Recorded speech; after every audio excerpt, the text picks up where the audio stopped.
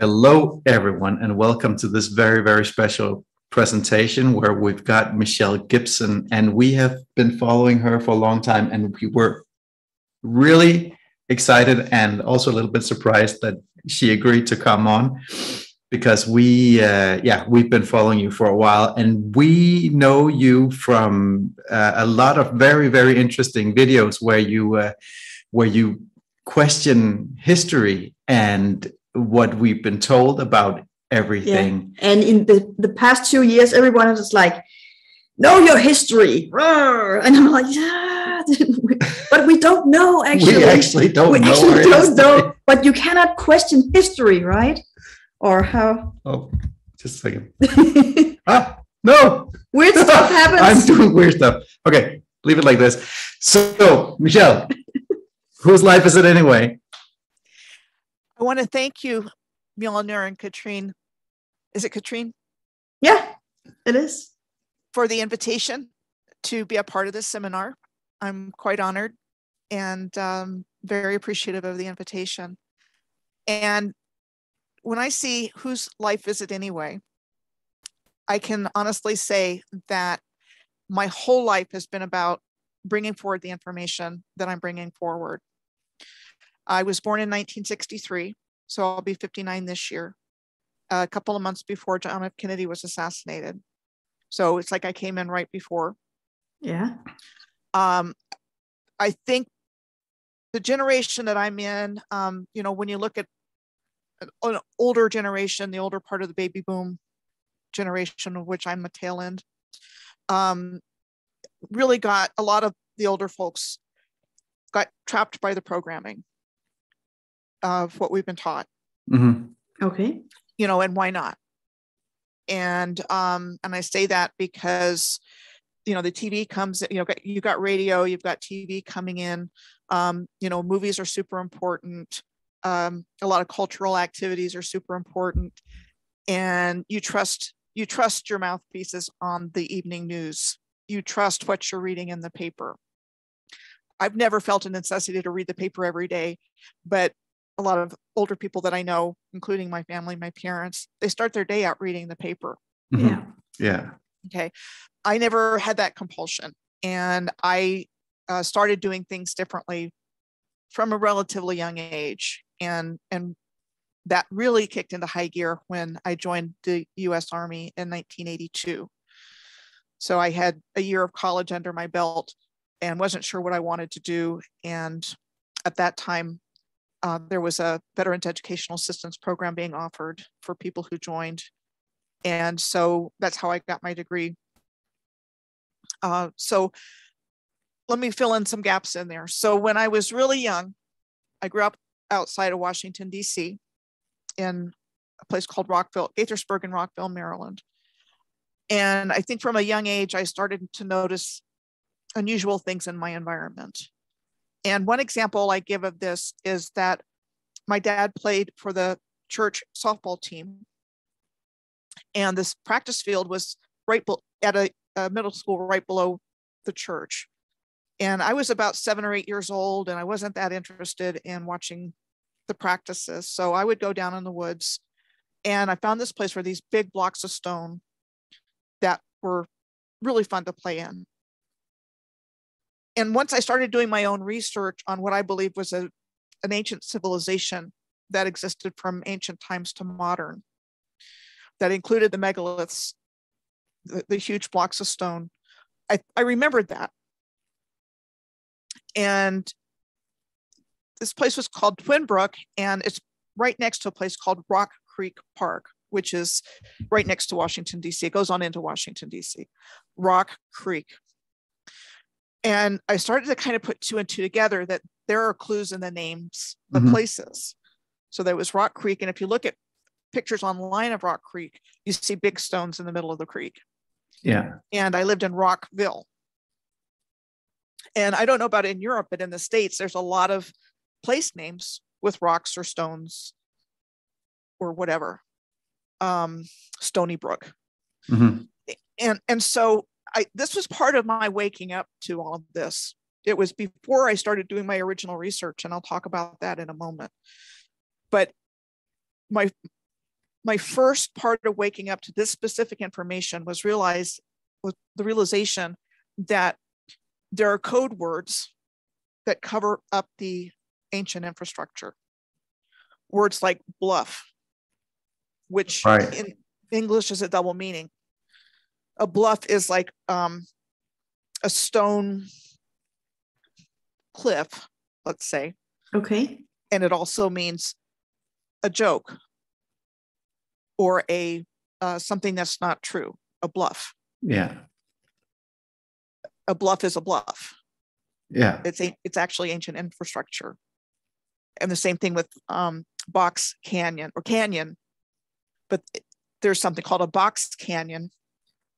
And if you look at a box canyon, it looks like walls. Yeah. And so that's how they've hidden this from us. They haven't told us about this ancient civilization, which I believe goes back in way back to ancient Lemuria or Mu. And so they haven't told us about it. They have changed the narrative to explain what's actually there by giving the establishment's version of history. And so,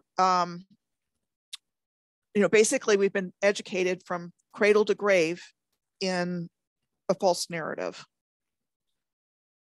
And that's where my work has led me into really going deep into what was there originally, how this took place, who was responsible, how we got to the world we live in today, which is not for our benefit. It's for the benefit of, shall we say, the 1%, calling themselves the elite or, whoever. We know them. They're the most well-known names on the earth of the richest, richest of the rich. And, this, what I believe has been a very planned and organized scheme to take over the Earth's grid system and humanity. Wow. Yeah.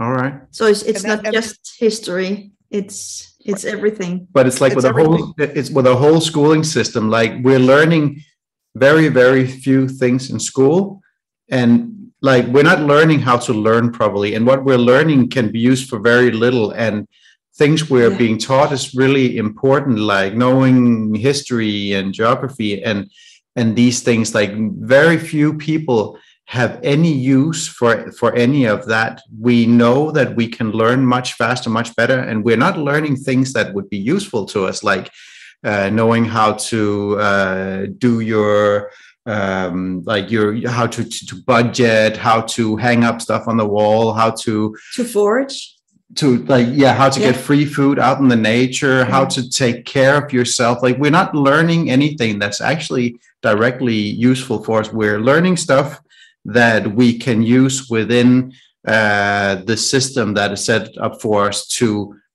just be able to fill out these spaces in the system of paper pushers or whatnot.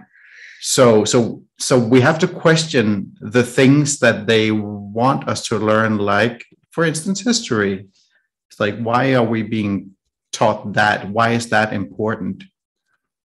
And why is it wrong? Why is it not true? Why would they do that? Right. Especially history. I mean, you can certainly make a case that, when you're learning about mathematics, any branch of math, that you're learning, math. Yeah. Probably the same with biology and chemistry. I tend to think that geology is the study of ancient masonry. There's a lot of geopolymers in this ancient stone. And so that would be like a mix of different kinds of minerals. So did nature do that, or did humanity do that way back when humanity knew who they were, what they were here for, had advanced abilities, created this advanced civilization? So I have questions about geology. Of course, language, you're learning about language. But history, especially history, is, and science, some aspects of science, especially when it comes to science explaining how things came into being versus what I believe is the realization that this ancient civilization built the infrastructure around the earth and terraformed the earth, and created a mirror of heaven and earth, created waterways. And when you look at them, the rivers all over the earth have this snaky S shape. Creeks and rivers. And I believe they're man-made. I believe, canals we know are man-made, but a lot of canals are called natural rivers. Yeah. And that's pretty blatant. I mean, there may be canals nearby, but the main river system is called natural. And when you say it's a mirror of like heaven and heaven and hell, how do you see that? Like, so when I first started into this, I've been interested in megaliths all my life, or at least when I started to become aware of that. And, again, being born in 1963, there wasn't a whole lot of information, alternative type of information available until probably maybe the 80s. And then once the internet became available to people, it was easier to access some information that's not controlled. Yeah.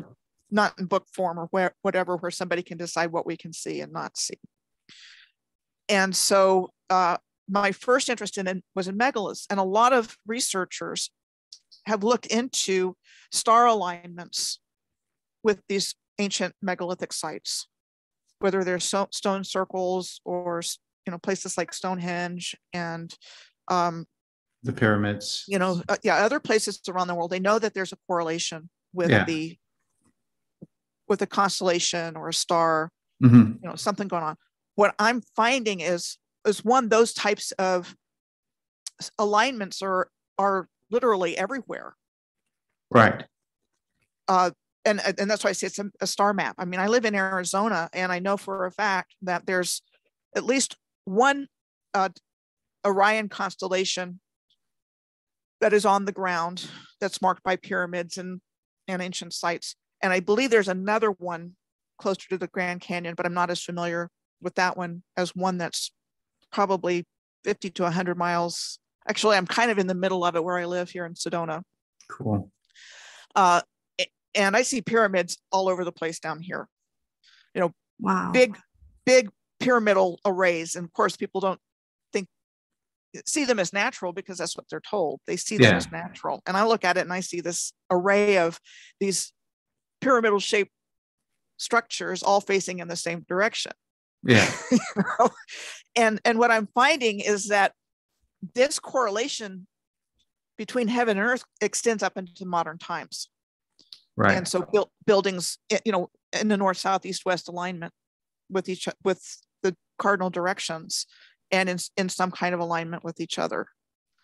And so that has come up into modern times. So my belief is that there was some kind of, I believe it was a deliberately caused cataclysm. Yeah. Some people think it was a natural cycle that these beings took advantage of in order to control things. But I still believe that it was somehow caused deliberately. And that this event created a mud flood. And it could have been a series of events. It could have been some kind of directed energy weapons. I do think negative beings are involved in this. And you can call them fallen angels, because I think they're in the mix. I do think there are, I believe we're not alone. I do think there are negative ETs that have been involved in this. And I think they have a beef against the creator and creation. Yeah. And I think they're using humanity as a pawn to, take the creator down and replace it with their guy. Okay. So when we have all this, like we are being told that history is like an ever ongoing process of going upwards towards like a higher and higher civilization. We are now at the pinnacle of that trajectory, and everything that goes before us is primitive, and we're as far as we've ever been. When we come to the realization that this is not true, we have all these clues out in what we call nature, and just our buildings, from what we're told is from the 1800s. It just doesn't add up. But when we get to this point where we see all these clues, like what do we use this information for? Like for me, it's been very liberating in many ways, but what do we do from here on? Like, how do we get back to that, or where do you want to go? For me, once I started realizing the significance of the information that I've been receiving over the course of my life, other experiences throughout my life before I woke up to the totality of what I was seeing, I would notice something in the environment and think, what's that doing there? And it could be a megalith. It could be, even the appearance of the Alps. When I was in the Army, I was stationed in Germany, and I took a trip down to Italy because I had always wanted to go to Florence and Rome because I was interested in history when I was a kid. But I liked Renaissance history and that kind of thing. I really liked ancient history, but there was so little information about what I really wanted to know about then. It's like, oh, okay.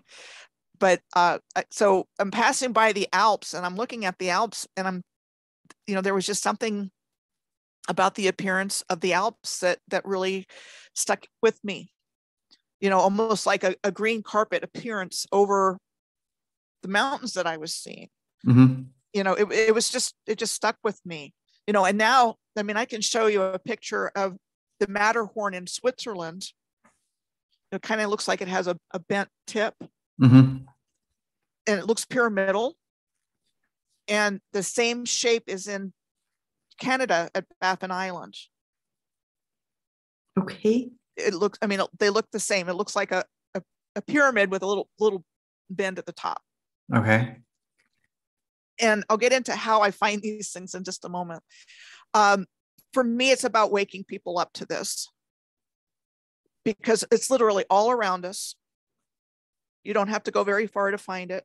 No. It's been hidden from us because the beings behind this, and I think some of them are incarnated in human form. I think there's some non-physical darkness involved with this. And I think non-physical darkness is a huge threat to humanity without people being aware of it, because it's not real, right? Yeah. That's what we're taught. Yeah, it's not real. And so, we're really kind of in an existential bind, but we're also living in a time when people are waking up. Mm-hmm. And we have tools like calls like these and the internet to connect across long distances.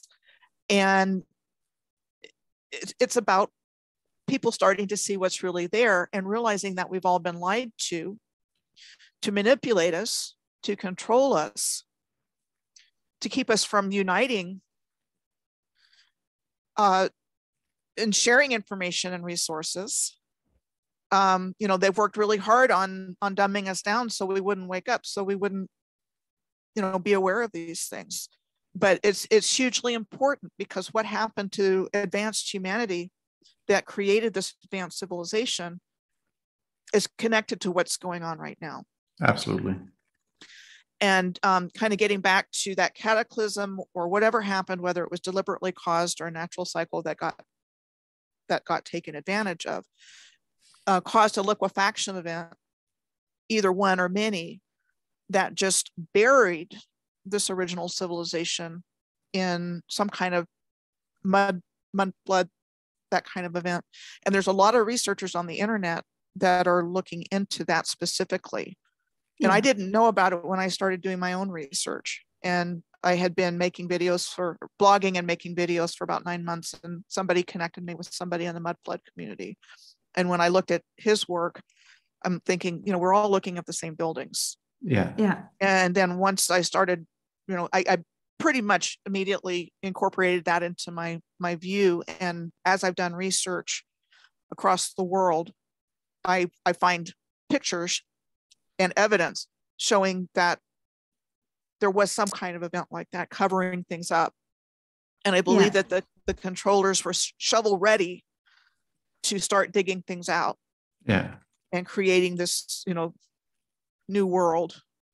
Now, for many of the people that are watching this, like, all this stuff may sound absolutely crazy because they haven't been presented with this evidence.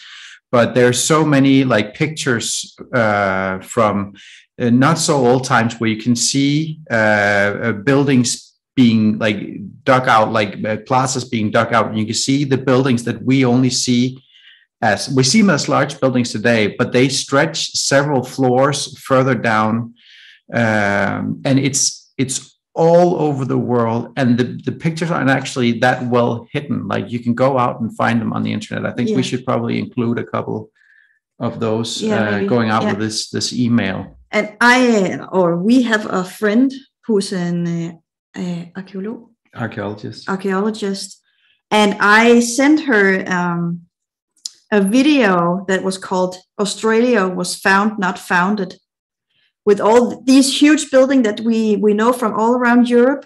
And they're not just in Europe. I found out when I started to watch all these videos, they're all over the world. We found them in China and Japan and in the US and in Australia and Tasmania and New Zealand, everywhere. And these huge red brick buildings with the copper roofs, we have them everywhere in Denmark. And everywhere on quarries on tiny islands in Denmark. We have thousands of islands in Denmark, and they have these buildings. So I sent this video to a friend, and she watched it, and then she came back to me and said, "How come I never questioned it? There were no quarries or infrastructure. They didn't have the workmanship to build those buildings. Like, we'd been told that the people that were sent, like, either it would be the Aboriginals building these, which we shouldn't call them, the original people that built these buildings, or prison laborers sent from England that have been stealing bread. Like, how can they build these buildings without like the modern tools? There's no quarries. Like, where do these buildings come from? With the statues and everything. And she was just mind blown because she never questioned it. And two things. One is, all you have to do is type mud flood into your search engine. Yeah. As long as it's allowed. And and it'll pop right up. Yeah. And then the other thing is, and what you were talking about is exactly what the narrative tells us. That sometime during the 19th century, these magnificent buildings were being built, in many cases, by prisoners. Mm-hmm. And there's what did they use? What equipment did they use? And these buildings are still standing. They're just standing, and they're just straight. We lived in China for some years, and like the buildings would fall over that had just been built by professionally trained architects, and these are supposed to be built by prison laborers 150 years ago, and they're still standing straight up. It's like, well, we have cathedrals in Denmark built this way in the 1100s. It's according to history. And it's like, what? Why? With what? What? There were and the amount of people that were supposed to be in Denmark at that point, like, there would be no purpose for a church, a cathedral of the size for this tiny population, and you have that all over the U.S. as well, like a Salt Lake City, and like where nobody was living there, but apparently they built these huge structures. Like, why would they do that? There's no point. And the other thing they tell us is that all of these big cities, small towns all over the earth were built kind of in a random and haphazard fashion. And everything I'm seeing is that's absolutely not true. There's no no chance that things were built that way, because they're so interconnected and so integrated. And that includes rail systems as well. Yeah. Railroads and streetcars and subways. Yeah. That was all original infrastructure. Yeah. We saw pictures where they dug out the subway somewhere. Yeah, there was it was actually already there. Yeah, well, one thing, the subway and the tracks were already there, but there were also carts being dug out. Like you'd see half buried subway carts, and I think that was actually in London. It still blows my mind, and I get so excited every time we talk about history and find out some more. What's really fun is when you start seeing things. You were telling me you see the big megalithic stones around where you're living. Yeah. Once you start to see it, I mean, to me, the most fun thing there is to do is just to go exploring. Yeah. And again, you don't have to go far to start seeing things. And I can honestly say that I can, with confidence, say that anywhere you are in the world. Yeah. You don't have to go far to find this. No. You look at local, state, national parks tends to be where it's preserved. But a lot of the beautiful buildings that we've been talking about have been demolished. They don't want those buildings around. They preserve some of the magnificent structures, but a lot of them just get demolished and replaced with infinitely less. Yeah. They get replaced by buildings that hurt the soul. Yeah. It's soul-sucking architecture. They did that with most of the train stations in Denmark. Yeah. At one point, and it's horrible to watch. There's people can go search for pictures from the Seine in Paris around 1860, 70 and see what kind of structures were there. Like you can barely see the Eiffel Tower for like these beautiful structures. Now they're all gone. Right. And, there's so many examples of those kinds of things. Like there's replicas of the Eiffel Tower all over the earth. Again, I think it was all pre-existing. The same thing with, really tall towers. Yeah. I know there's a bunch of them in big cities. The Fernseh term in Berlin that's what I'm talking about, where it's a super tall tower. So again, they want us to believe that these were built sometime in either the late 19th century and or sometime during the 20th century. That was all part of it. There are statues of liberty all over the earth that are said to be replicas of the Statue of Liberty in New York City. Again, I don't think that's what's advertised. I think it's depicting something else. I don't think it's a replica. They've just renamed what was there to give it some kind of reason that it exists. Yeah. There's obelisks all over the earth. Yeah. There's a lot of soldiers and sailors memorials were original infrastructure. And I believe there was a very precisely placed earth grid based on sacred geometry, and that everything works together, is what I believe. That this was an incredibly advanced civilization, so much more than what we can even imagine.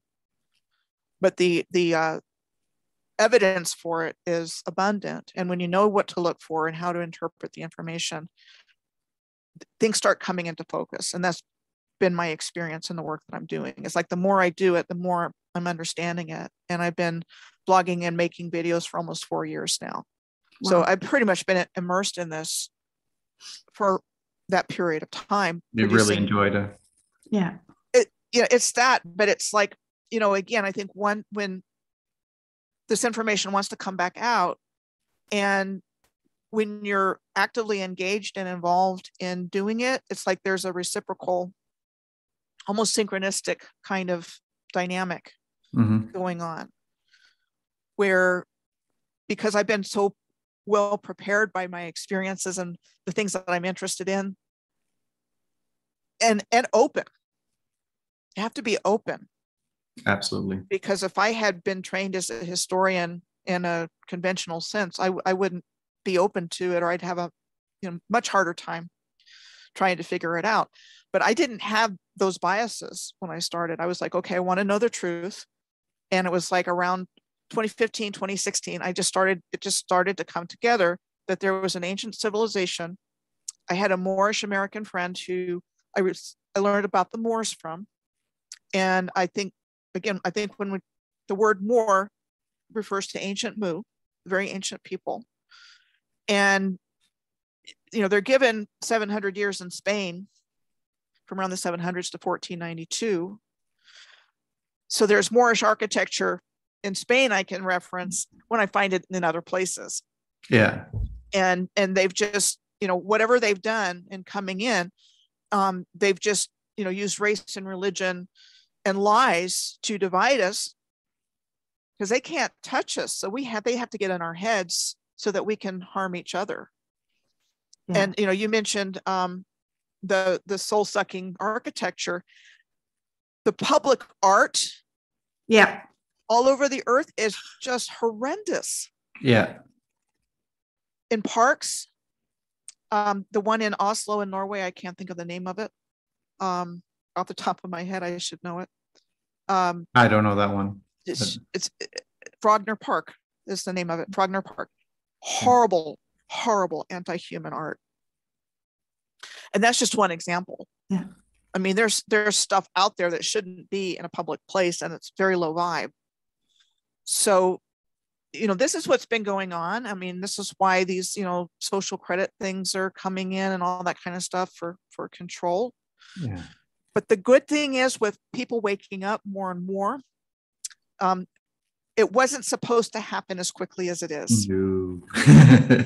It was supposed to be drawn out over a period of time. Yeah. But recent, events in recent years necessitated, all the planning that's been put in place to either destroy us or control us is clear. I mean, if you have eyes to see, then you can see something's really wrong about what's going on. Yeah. And so we're like kind of like bumping between the Great Awakening and the Great Reset that was planned. Yeah, it was supposed to be like the slowly boiling frog, but they had to turn up the gas on the cauldron, so we can actually feel. Actually, something's wrong here. What's wrong? Have you? Has this changed your view spiritually? What you've been going through? Well, let me see how I can put this, because that's a good point. This is very much a spiritual path for me. Yeah, I totally believe I incarnated to do this work. Yeah, because there's no reason for me to be sitting here talking to you today about all this stuff had I not lived an unusual life, made decisions at choice points that took me away from convention and allowed me to live a different kind of life, which in effect unplugged me from the matrix. Yeah. Because I couldn't tell you the last time I was plugged into the matrix. Probably a teenager.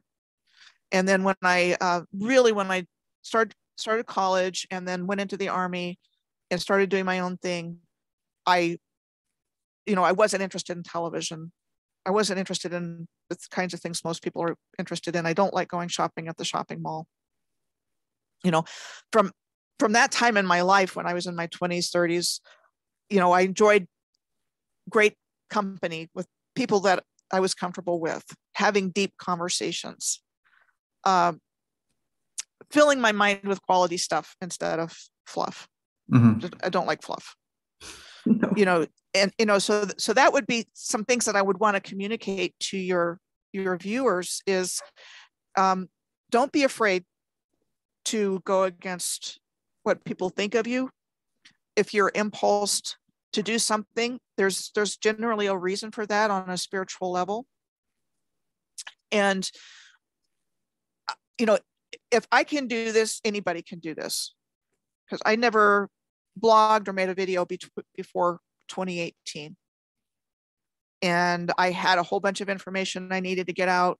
I knew I needed to get it out, that I had a responsibility to do that. So this really wasn't a choice for me, like, should I do this or not? It's like, okay, we're all in this together and people need to know what's taking place here so we can make different choices and come together in love, and stop making reacting to people based on skin color and religion and, you know, what we're told how we should think about other people. No, the only people that benefit from that are the ones that are creating the problem for us. Yeah. They rely and need our negative reaction to each other, you know, distracting our attention from what they're doing, you know. Absolutely. And you know, essentially robbing us blind. Taking, and this has been going on for a while. Taking, you know, nothing being created, just using our creativity and our human energy. You know, that whole idea of energy harvesting. And so they kind of set the system up for that. But we're living in amazing times, and so my spiritual viewpoint really hasn't changed. I believe we're all one being, humanity, that we're all, you know, very much a part of the Creator, and that's why this has happened. Because we're a big prize, with our, you know, being cut off from that awareness, and I don't necessarily see it in my, you know, in my family, or I've got aware friends that I live with, but I've kind of been keeping to myself more and more because it's just too hard to be out in the community interacting with people that aren't awake, especially with everything that's been going on with the COVID thing, and, you know, now what's going on in Europe. Knowing things differently than other people about what's going on.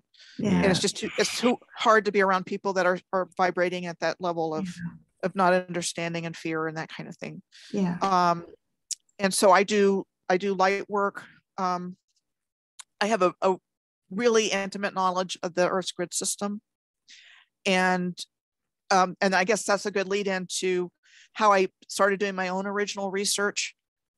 And I'm afraid my map is really tattered, but it's well worn. It's not even a whole map anymore. And so my original research started Merkaba. I found that I had taken a sacred geometry class, or Flower of Life workshop, in around 2007. And so I found this in 2016. That's interesting. And a friend of mine had given me the map. I would travel with her and a couple of other people. I had moved from Fairbanks, Alaska to Oklahoma to help my brother and his wife with my mom at that time. And that was in 2012. And I connected with Unity Spiritual Life Center there in Oklahoma City, which pretty much resonates with my spiritual beliefs, Unity. And I had this sitting on my dining room table, and I started noticing the cities lining up in lines. And so I found this line by connecting the cities in Canada. It goes down through the major cities, capital cities. And then I found this line here going down through major cities. And then I took this back up, and then I was able to find a second. And then by various methods, I extended the lines out, because by that time I knew that the ancients were very precise. And I had also learned around 2010, before I started really waking up to this, that there was at one time a physical grid. And so what I believe is that is the terminus of the Earth's grid system, physical grid system, and that there's actually an etheric crystalline grid, and that these Earth grids, ley lines, are hugely important. And it's been removed from our awareness. And when I was, so what I did after I extended the lines out, and I really am not a flat earther.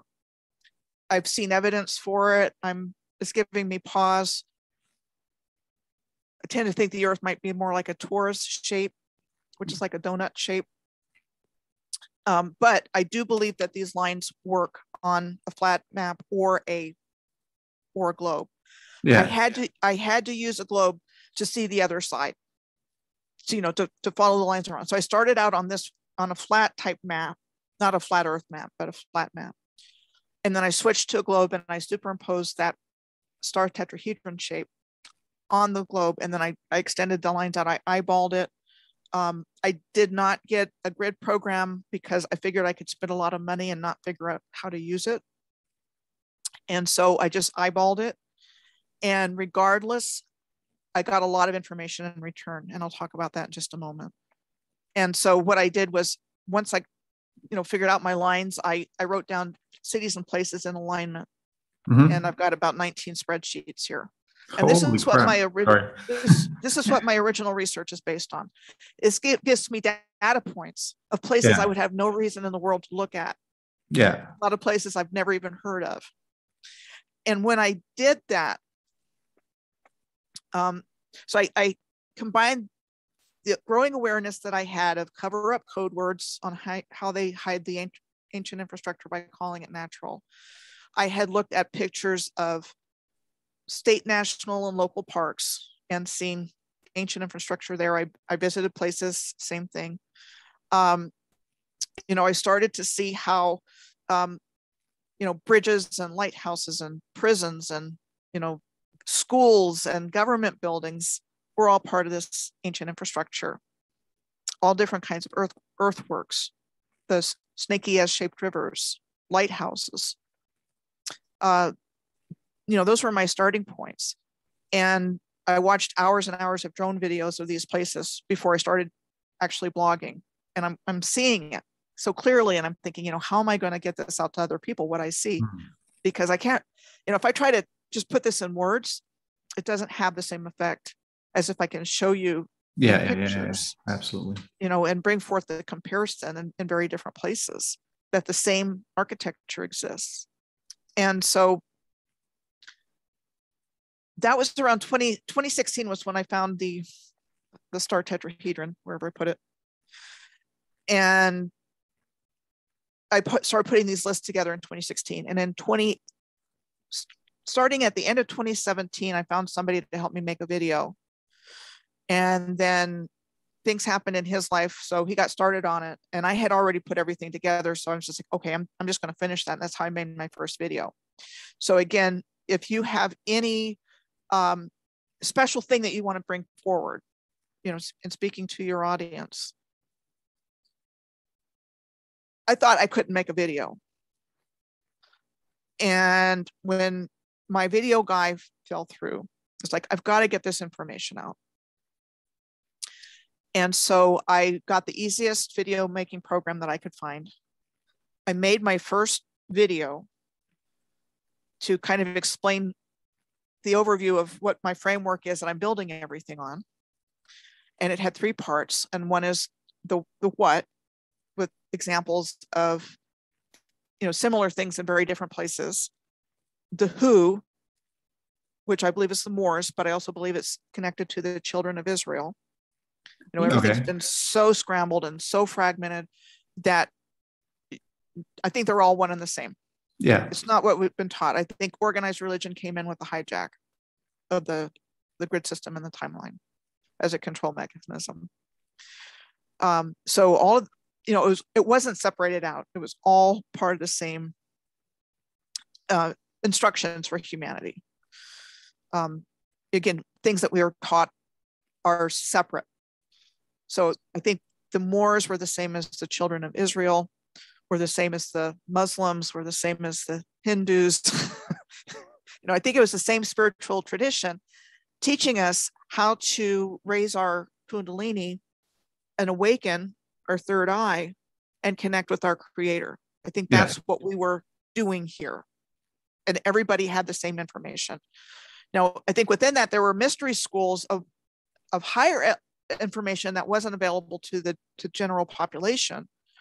And I think that's kind of where we've run into a little trouble, because a lot of those got infiltrated, the secret societies. And it's been through the secret societies that a lot of this harmful stuff to humanity that's been taking place. Yeah, because we see we're presented with what looks like the truth that we know inside of us, that we just know, but it's twisted just a little bit. So we would agree to it and say, yes, this is good, this is what we want.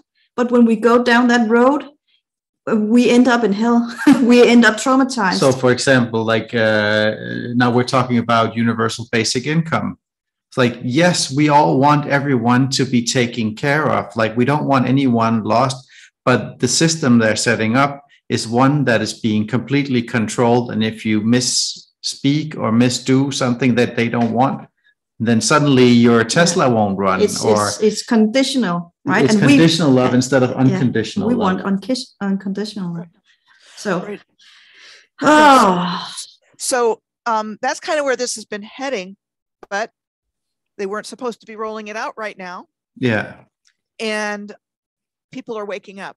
So like I was saying, in my general, everyday life, not so many people awake, but I'm seeing it so much on my YouTube channel, in my community there, and talking to other people, and people like myself that have never done anything like this before, starting to do it.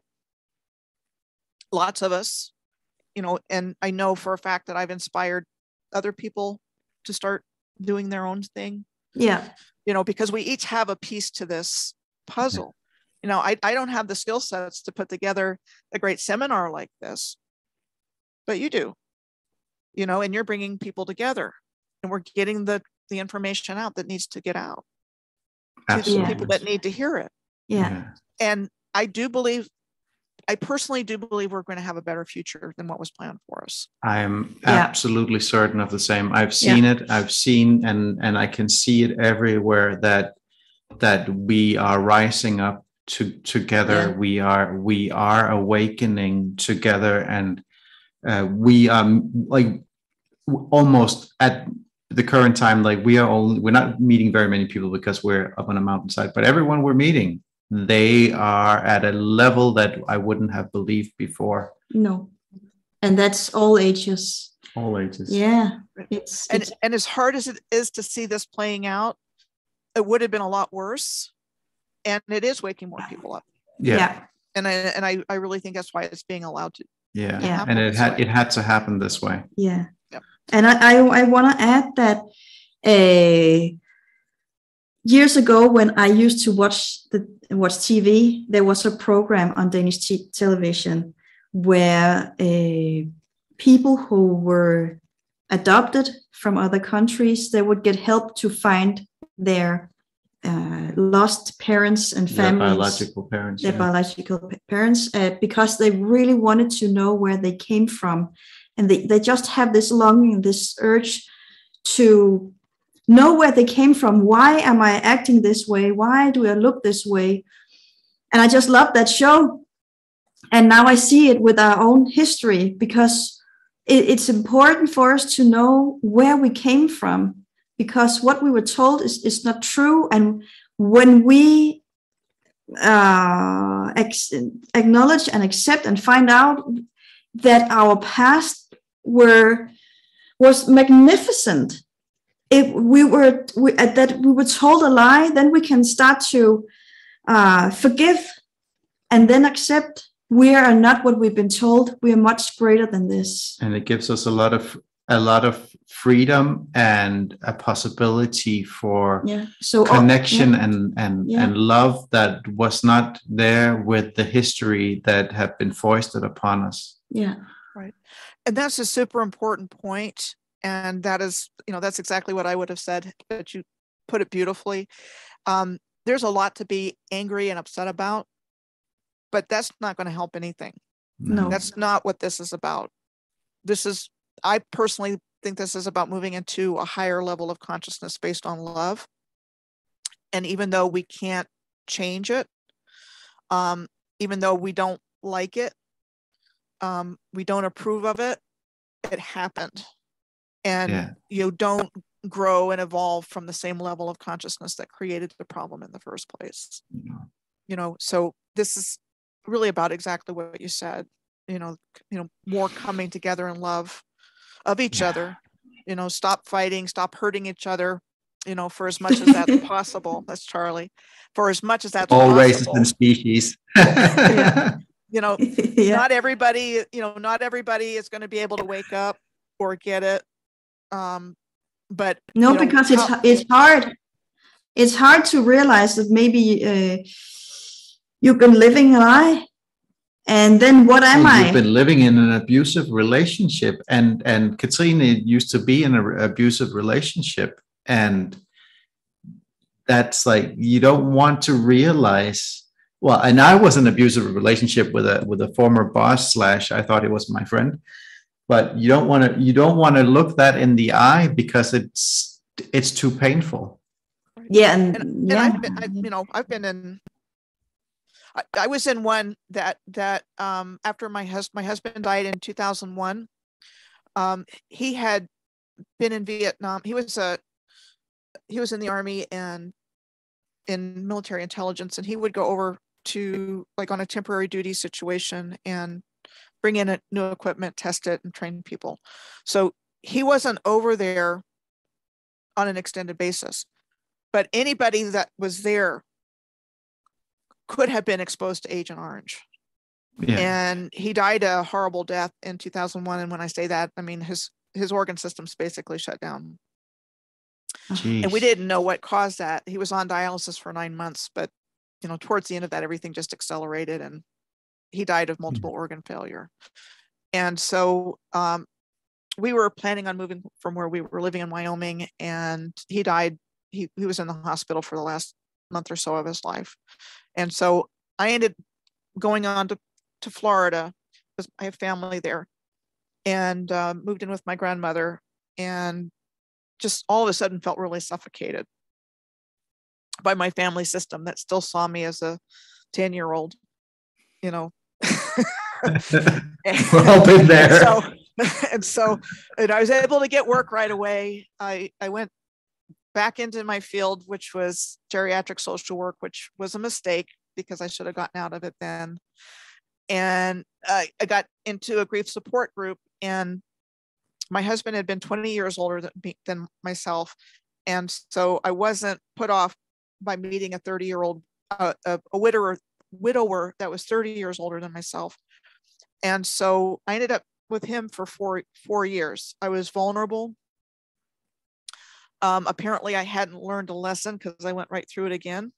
And he was borderline personality disorder, and, got a lot of energy from negative things. Yeah.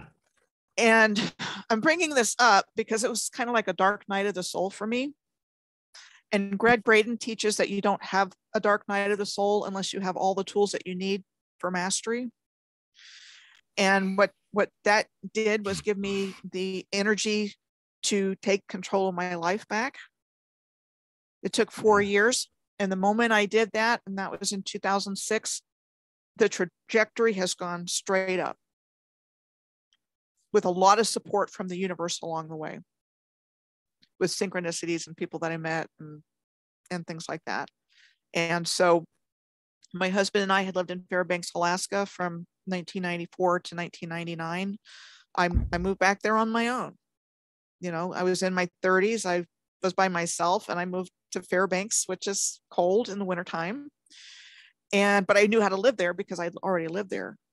And it was then that I started getting all the information I needed to put the puzzle together. But in order to get to that level, I had to make choices. If I had stayed in that abusive relationship, it would have crushed me. Yeah. It's like, and I knew I wasn't the person that he thought I was. But again, these are all important things. What you were saying is important. What I'm saying is important, for anybody that's afraid to make any changes in your life. My advice is, we make changes when the situation becomes more uncomfortable to stay in it than to change it. And that's exactly what's happening now. This is our so-called dark night of the soul, like as a collective.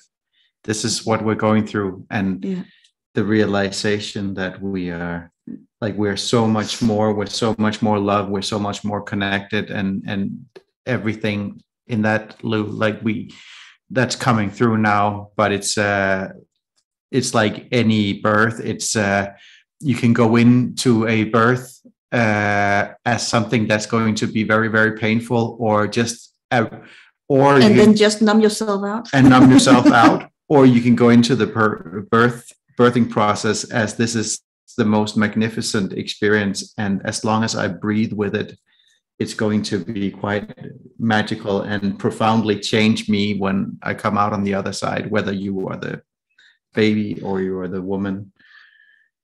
Yeah. We could talk all night. Yeah, I think we could talk all night. It's a long history. Yeah, and I can tell you, my life since 2006, it was like night and day. Yeah. You know, it's like when you have a mission, the universe conspires to help you. Yeah. And I'm doing things, and I'm sitting and I've done things, and I'm doing things that align with my gifts. And I think my spiritual mission or purpose, or, you know, however you want to call that, it was like I got all the information I needed to start putting together the work that you can see in my videos with a knowing. I mean, in order to put out what I'm putting out, I have to be very compelling, because who's going to believe me? Yeah. Yeah. Who's going to believe me if I can't show you what I'm seeing? Yeah. And that's, you know, when we talk about, you know, not putting people in a thought prison, by and large, I want people to see what I'm seeing and come to their own conclusions without me telling them. But I do interject on occasion and say exactly what I think. But more than that, I want people to see it for themselves. Yeah. You know, and start to ask that question: how is that even possible? Yeah. Does this make any sense? Have this, you know, and I put forth a lot of examples about that. Yeah. And, you know, it's just been rewarding on many levels, and, you know, more and more opportunities coming in. And I'm just a, you know, pretty simple person with a quiet life. You know, I have my cat. You know, I enjoy my privacy and being a private person, and, you know, things are starting to happen that are taking me in a different direction.